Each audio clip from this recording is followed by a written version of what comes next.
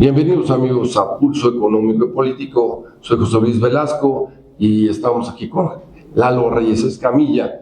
Esta semana hablaremos de economía y de política. ¿Por qué? Porque hubo elecciones este fin de semana en Perú y en Hungría, donde Hungría perdió Viktor Orbán, que ya llevaba más de 20 años en el poder, pero que viene un cambio con Magyar, quien es pro Unión Europea, es un candidato más conservador y creo que va a ser más del perfil que requiere la Unión Europea en estos momentos. Pero es importante porque, como ustedes saben, Hungría, además de que en Budapest va a ser la sede de la final de la Champions Europea, Hungría ha tenido un papel preponderante en los últimos 20 años con su inclusión en la Unión Europea. Y debemos decir que por ahí pasa el río Danubio, que es un importante polo que conecta a Europa del Este con Europa del Viejo Oeste. Pero es en el sentido donde tal vez para México no es tan vinculante lo que sucede en Hungría. Sin embargo, es un dato importante porque es una de las elecciones que están llevando a cabo en este 2026 y que de la misma manera pasamos al tema de Perú, donde ahí por más de 30 candidatos que había, candidatos y candidatos, pues ganaron los dos que llevaban la punta. Y al ser, en este caso, dos los punteros, la ley electoral en Perú obliga a que haya una segunda ronda que habrá de llevarse a cabo en el mes de junio y posteriormente el ganador entrará el 28 de julio en funciones. Pero lo comentamos esto, Lalo, porque fíjate que aquí en Toluca vino López Chau, uno de los candidatos a la presidencia de Perú, vino a hacer campaña a México, vino a hacer campaña a Toluca en el pasado mes de febrero. Y unos dirán, oye, pero ¿cómo vino un candidato del Perú acá? Bueno, lo que pasa es que López Chau estudió en la UNAM y después allá se fue a Perú y fue director de la Universidad de Ingeniería. Pero lo que es significativo es cómo la influencia de México sobre el Perú, porque la verdad es que mandamos un saludo muy afectuoso a los hermanos peruanos. Hay una gran comunidad de peruanos, no nomás en Ciudad de México, también en el Estado de México, particularmente en Toluca, y por esa razón vino López Chau a hacer campaña. Claro que en una campaña política necesitas un equipo muy grande, necesitas más que dinero y un trabajo que te conozcan en todos los rincones de Perú, no nada más de Lima.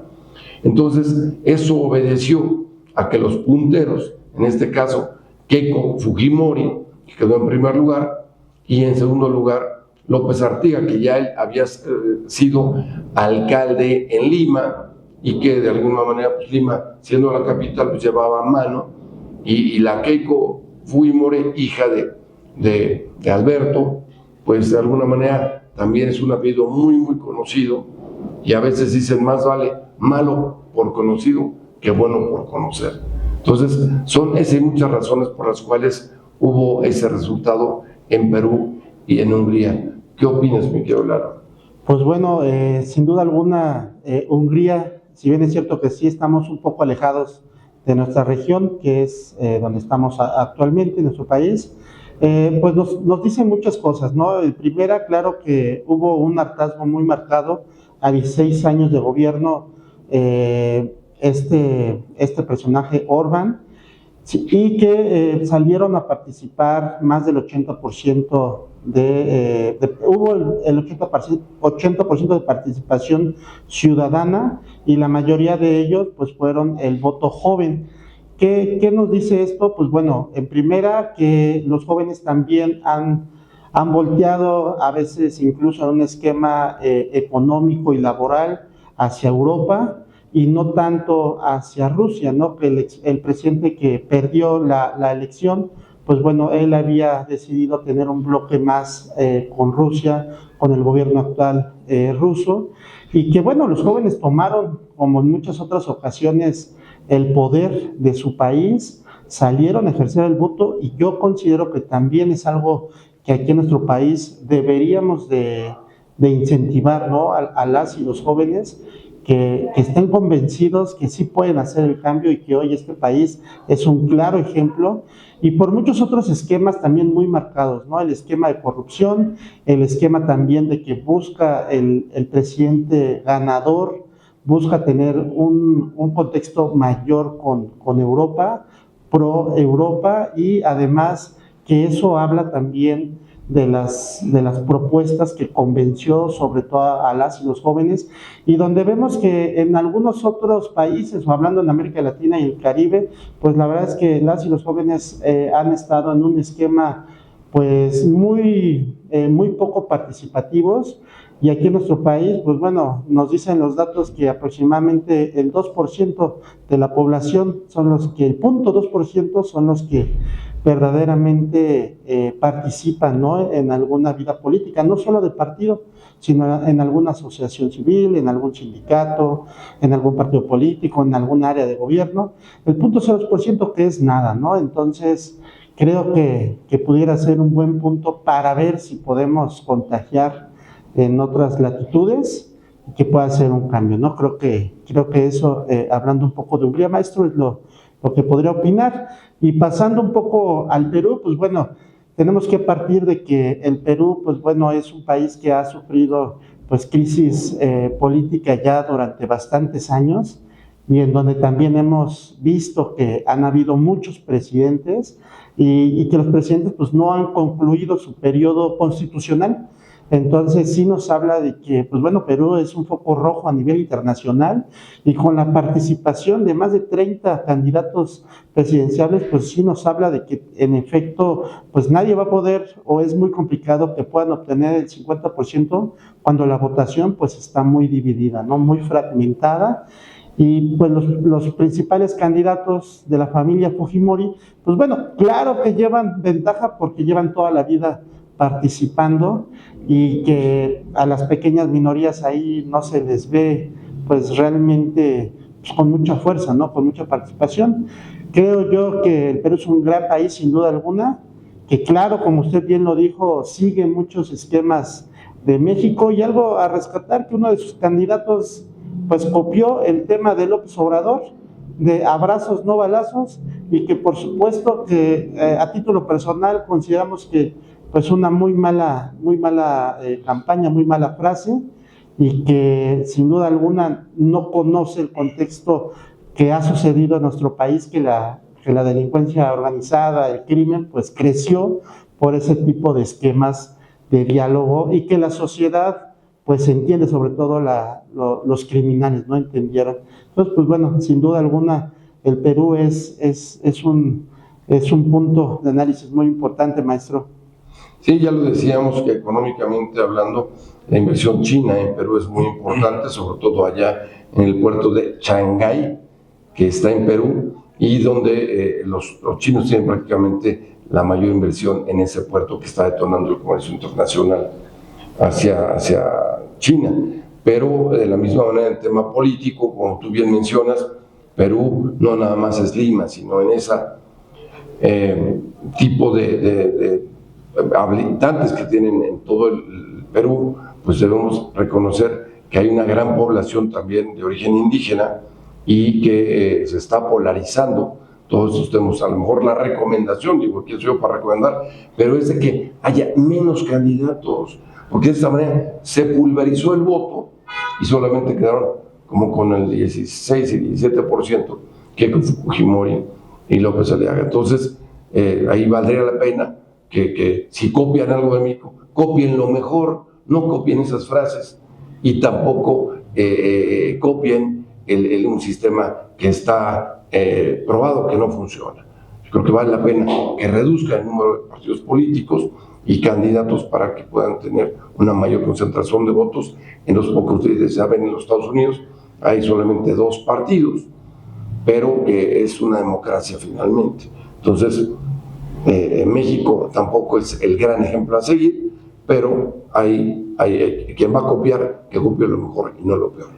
Volvemos en un momento.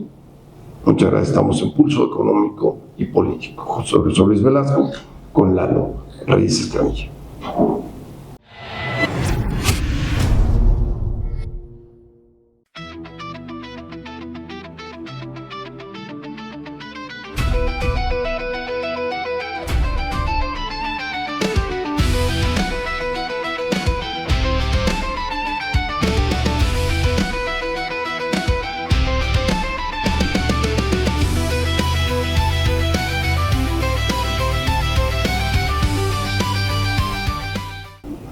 Bueno, amigos, nuevamente aquí estamos con Lalo Reyes Escamilla y no podemos dejar de hablar del tema de la guerra, sobre todo los últimos acontecimientos, ya que Estados Unidos ha tomado ya el control del estrecho de Hormuz. Como ustedes saben, ahí circula la gran cantidad de petróleo que se produce en el Golfo Pérsico y que va a países como China. Entonces, en ese sentido, al tener el control los Estados Unidos, está amenazando a que los buques que pasan por ahí, obviamente los buques iraníes, los van a detener. Se habla incluso de eliminarlos. Entonces, sí es importante este tema porque ha afectado económicamente. El precio del petróleo ha regresado otra vez arriba de los $100 el barril y también están cayendo las bolsas de valores lunes pasado.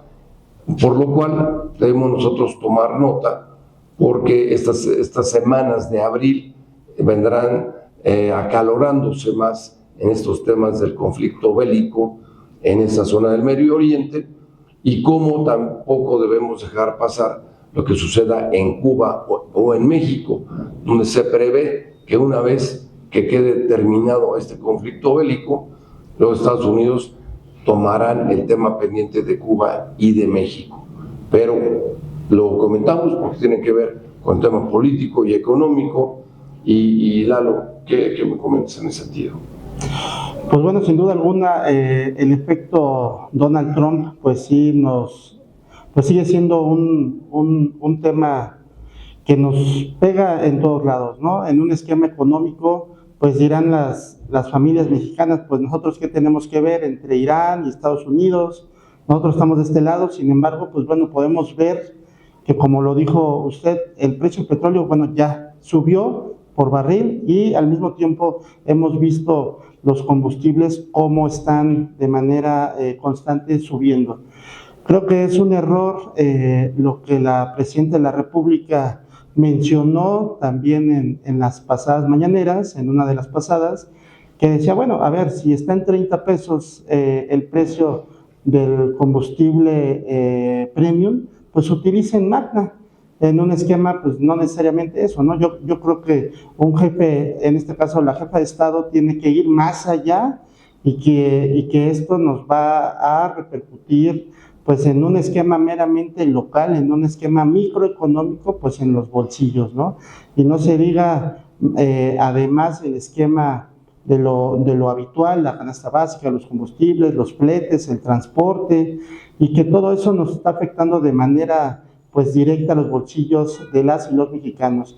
Y pues bueno, hablando un poquito del esquema de Donald Trump, pues hay algunos pues estos casos de conspiración que mencionan que el plan, que todo el mundo decía, Estados Unidos perdió la guerra con Irán, se cayeron 2 aviones muy importantes, muy costosos de los Estados Unidos, y la sociedad internacional comenzó a comentar que Donald Trump perdió la guerra. Sin embargo, mencionan que es uno de los planes, de los posibles planes que el presidente de Estados Unidos tiene el as bajo la manga, y que sabemos que teniendo el control del estrecho de Hormuz, pues sigue además él teniendo el control de petróleo venezolano e incluso del petróleo mexicano, que si no mal vamos a volver a recordar lo que usted decía entre México y Cuba, pues dijo, a ver, México, tú no puedes seguir enviando petróleo a Cuba por esquemas, ¿no? Entonces, ¿qué nos da a entender o qué nos da a conocer? Que en efecto Estados Unidos tiene control sobre el petróleo mexicano, y de una manera muy abierta, de una manera muy aperturada, se dio a conocer. Entonces, consideramos sí analizar más a detalle y saber realmente cuál es la estrategia del gobierno de Estados Unidos con esta guerra, que sin duda alguna, pues sí está haciéndole, pues ahora sí que presión, sobre todo a estos países como China, como Rusia, que también usan este estrecho de Hormuz, y que ellos, por supuesto, que llevaban mucho petróleo para sus naciones, ¿no? Entonces creo que sí es un esquema importante, maestro. Bueno, pues de la misma manera debemos recordar que hablamos por un lado de petróleo y hablamos por otro lado del tema del gas. La semana pasada se habló de que este grupo BlackRock, que es un grupo de inversionistas importante, quieren en México obtener las concesiones del gas esquisto. Este gas esquisto es a través de la tecnología del fracking, que bien ha traído nuevas fuentes de riqueza y nuevas fuentes de suministro en el estado de Texas, y está probado que en los estados colindantes de Texas, que son Coahuila, Nuevo León y Tamaulipas, en el subsuelo hay grandes yacimientos de este gas, el famoso gas de esquisto, y entonces el fracking es el procedimiento para poder extraerlo del subsuelo, y es un tema muy importante porque va a traer inversión extranjera directa hacia esos estados del norte del país, y al mismo tiempo el precio del gas se ha duplicado en los últimos 10 años, por lo cual puede traer un área de desarrollo solamente en esos estados, a menos de que también se explore en el resto de la República Mexicana que otros estados pudieran tener estos yacimientos de ese gas. De momento solamente está aprobado en la colindancia sur del estado de Texas. Y en ese sentido, debo mencionar que Toluca tiene una hermandad con la ciudad de Fort Worth. En el estado de Texas, Fort Worth es ciudad gemela con Dallas, y sin embargo Fort Worth había dejado de tener buena economía, es decir, todos los desarrollos residenciales y la zona financiera se había ido hacia Dallas, pero desde hace 15, 10 años se ha visto un auge financiero y económico en Fort Worth, y a través de las empresas que se dedican al fracking y a las concesionarias de estos ranchos, de estos hacendados que no tenían más que ganado en esa zona, hoy en día ya son nuevos ricos por los grandes yacimientos del gas shale, del gas esquisto en su traducción en español, y que eso sí ha detonado una nueva economía en Fort Worth. Qué bueno sería que en el futuro en México pudiéramos nosotros encontrar esta fuente de energía, y al mismo tiempo se puede explorar ya con nueva tecnología, siguiendo esta iniciativa de BlackRock, y que de alguna manera mencionó la semana pasada la presidenta Sheinbaum. Sí, claro, y además creo que importante saber la opinión, a veces muy criticada, en este caso de la presidenta de la República, al sentarse con BlackRock, cuando anterior a todo esto siempre fue muy criticada estos grandes inversionistas, ¿no? JP Morgan, BlackRock, y que hoy la izquierda mexicana decidió sentarse, incluso varios comentaristas, por un solo esquema, que es un grupo de judíos apoyando a una presidenta de la comunidad judía, y que eso es un tema también que se está haciendo mención con varios comentaristas, maestro. Bueno, son temas económicos que están en boga y que seguramente de realizarse pudieran traer una bonanza económica. Debemos recordar que el Estado de México era rico en minerales, oro y plata, y que también la Secretaría de Economía hoy en día está revisando esas concesiones de hace más de 100 años, porque hay una historia muy interesante de cómo el oro y Zacualpan, que eran grandes minerales en el Estado de México, dejaron de explotarlo cuando se incrementaron los impuestos federales a la minería. Pero esperemos que algo bueno salga de este tema para que puedan reactivarse la explotación de los productos minerales, incluyendo los metales preciosos, y también el gas que pudiera existir en otras regiones de nuestro país. Volvemos en un minuto con ustedes. Gracias.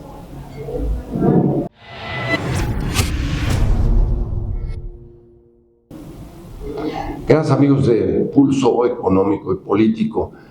Lalo, tenemos ahí un tema que la semana pasada la Suprema Corte de Justicia autorizó a la Unidad de Inteligencia Financiera para que pudiera dar instrucciones a la Comisión Nacional de Valores para que pueda congelar algunas cuentas de empresas y de individuos por alguna sospecha de lavado de dinero. Entonces, en ese sentido, antes se requería una orden judicial. Hoy en día con ese hecho tienen la libertad de congelar ciertas cuentas. Y esto de alguna manera violenta el Estado de Derecho en nuestro país, porque pues ya no hay una mecánica jurídica que lo pueda hacer valer, sino que es ya finalmente una decisión que puede ser unilateral. Entonces, en ese sentido, el comentario se dice que puede alejar al inversionista extranjero, que puede alejar también a que siga llegando mayor inversión a nuestro país. ¿Cuál es tu opinión? Sí, por supuesto, pues sin duda alguna creo que es una medida muy, pues digamos, muy complicada, porque no solamente al inversionista extranjero, sino también a los propios inversionistas mexicanos, que generas pagos de manera habitual y que por alguna compra incluso menor te puedan estar investigando y que te puedan estar bloqueando las cuentas, pues significa un esquema muy complicado. No creo que de manera, a todos nos ha sucedido que el banco nos solicita pues ya demasiados datos, y en lo particular yo el mes pasado batallando con una cuenta bancaria y por sumas relativamente menores, y que sí es algo muy complicado el poder seguir adelante con los negocios que uno tenga, porque pues te frenan totalmente, ¿no? Ahora, sin duda alguna, a nivel inversionistas extranjeros, pues bueno, lo principal que un inversionista extranjero pide y exige en este caso al país, pues es Estado de Derecho, que exista Estado de Derecho, que exista certidumbre y que existan reglas claras para que ellos puedan venir a invertir pues en esquemas empresariales, ¿no? Y por supuesto que este tipo de decisiones complican a todos aquellos inversionistas que llegan a generar empleos para mexicanos, ¿no? Que lo que hoy se requiere justamente son empleos, maestro, más o menos, son más de 1 millón de jóvenes anuales los que el gobierno mexicano tiene como reto para insertarlos a la vida laboral. Y con ese tipo de medidas, pues más allá que existan nuevos y mejores empleos, además empleos bien pagados, pues pasa lo contrario, ¿no? El inversionista extranjero, pues por supuesto que se va a frenar por esquemas pues muy complicados que ahora han decidido generar, y que en este caso creo que instituciones como el SAT pues deberían también de tener pues más candados en estos casos, maestro.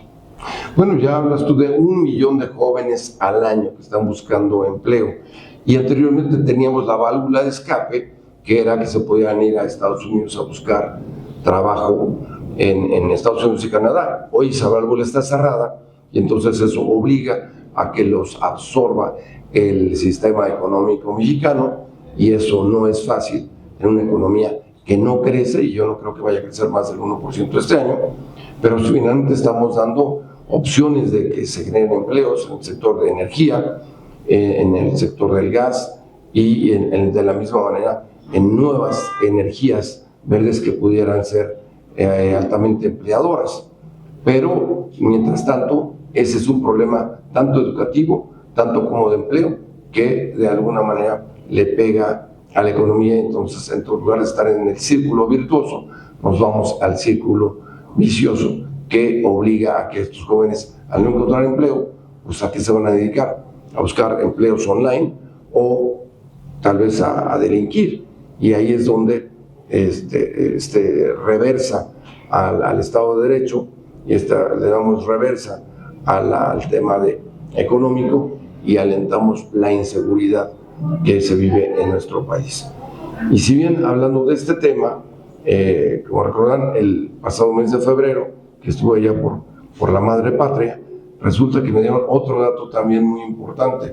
28,000 mexicanos han buscado ya la nacionalidad española, y por la portuguesa también, a través del Golden Visa, que estuvo vigente hasta abril del año pasado, y donde de alguna manera Portugal todavía tenía una ventanita ahí, porque sí te da algunos beneficios, pero 28,000 mexicanos que se han ido para allá dicen que no representa un gran número de mexicanos, pero sí es gente que solamente tenga un alto poder adquisitivo y que tuviera recursos para irse a vivir allá. Debo decir que el dato complementario es de que son 33,000 millones de euros los que se han recibido en España, particularmente desde el año 2019 a la fecha. Particularmente es el año en el que entró la administración de Andrés Manuel López Obrador, donde se fue esta fuga de capitales, particularmente España, en el sector inmobiliario.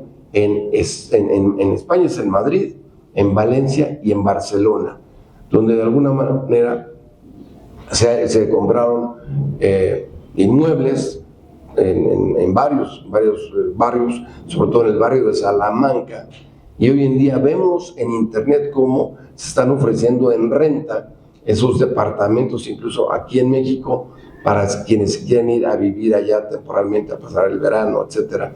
En Madrid, en el barrio de Salamanca, que es un barrio lujoso, vamos a decir, es un barrio como Polanco, aquí en la Ciudad de México, y que al mismo tiempo son ciudadanos los que se han ido de todo el país, de Tijuana, Monterrey, Guadalajara, Aguascalientes, Estado de México y Ciudad de México. Entonces, esa migración de mexicanos, esa salida de capitales de México hacia España, pues también es significativa.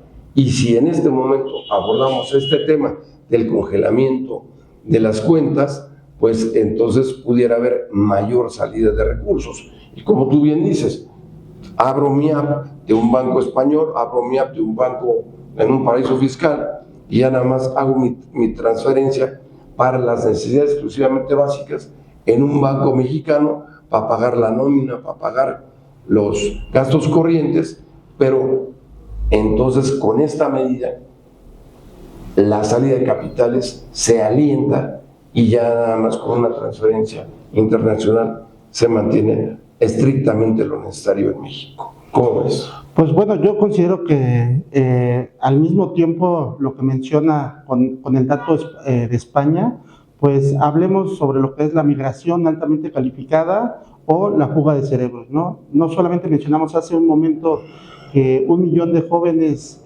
salen anualmente buscando algún esquema laboral. Sin embargo, el dato es que más de 5 millones de jóvenes, sobre todo, es esta famosa fuga de cerebros que trabajan, en primer lugar, para empresas en Estados Unidos o en Estados Unidos de manera directa. Y en segundo lugar, pues también se van y eligen España o empresas españolas para trabajar. Y esto que nos dice que el gobierno federal, sobre todo, no ha tenido la capacidad de generar políticas públicas dignas para las y los jóvenes. Al ver que no generan empleos, al ver que no hay inversión extranjera, al ver también que no hay oportunidades, pues el joven, pues de manera pues más fácil que hace algunos años, compra su boleto y vámonos, ¿no?, a la aventura. ¿Y qué significa esto? Pues que nuestro país no está dando estas oportunidades reales y tangibles ni medibles para las y los jóvenes.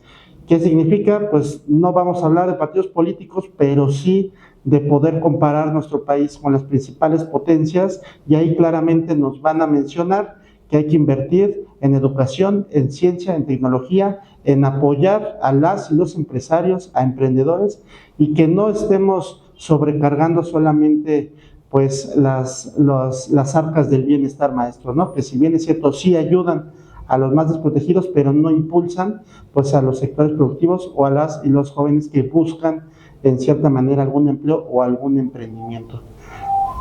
Pues sí, tiene toda la razón. Ya lo vimos en esta Semana Santa, que poca gente pudo ir a todas las playas que tenemos en nuestro país y solamente viajaron dentro del Estado de México. Pero por último quisiera yo ya cerrar este tema económico y entrar en el tema futbolístico obligado, porque la noche del domingo que se jugó el partido Toluca-San Luis, donde Toluca finalmente, el delantero Rossi, del número 27, ya había metido un gol, finalmente en los tiempos extras, después de añadir 4 minutos, en el último minuto del tiempo extra, hubo un aparente penalti que marcó el árbitro a don Ahí Escobedo, y que ya se revisó en todas las repeticiones, en todos los ángulos, y la verdad es que nunca hubo esa falta. Y lo menciono porque realmente este árbitro no usó el recurso del VAR. Entonces uno dice, ¿para qué sirve el VAR si se va a tomar una decisión unilateral un árbitro que en este caso está perjudicando? Y sí, claro que perjudicó al marcador, porque al marcar el penal, el delantero Joao del San Luis metió el gol, y quitándole de esta manera 2 puntos que ya tenía ganados al Toluca. Es decir, cuando uno tiene una victoria, el equipo obtiene 3 puntos, pero cuando hay empate se dividen solamente 1 punto. Entonces, sí es un reclamo y un llamado de atención a la Federación Mexicana de Fútbol por este tipo de arbitrajes que pues lesionan al deporte y al mismo tiempo marcan una actividad tendenciosa de este tipo de árbitros, cuando hay un recurso tecnológico como lo es el famoso VAR, donde se puede revisar la revisión cuantas veces sea necesario para determinar ya una decisión de arbitraje. Entonces, debemos utilizar siempre la tecnología en favor del deporte y también en favor de la economía. Es así como terminamos este segmento ya extendido. Lalo, muchas gracias. Muchas gracias. Nos vemos en el próximo programa de la próxima semana. Amigos, aquí estamos en Pulso Económico y Político. Y hoy robamos 1 minuto para el tema deportivo. Gracias.